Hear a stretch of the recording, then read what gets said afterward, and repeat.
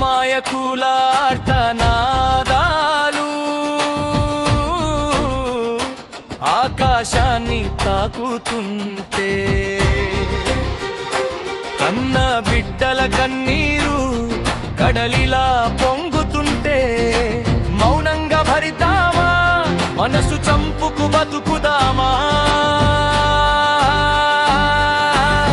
అరాచకపు అడుగుల కింద నలిగిపోతున్న బతుకులు, ప్రశ్నించే గొంతుక కోసం ఎదురు చూస్తున్నాయి కళ్ళు. అడుగు వేశాడు ఒక సింహంలా కదిలాడు మన అభినయ్ దర్శన్, సిపిఎం జెండా ఎత్తాడు. అరాచకాలను చీల్చగా, అన్యాయాన్ని కూల్చగా వచ్చిందిరా సిపిఎఫ్, మనందరి గొంతుకై సిపిఎఫ్.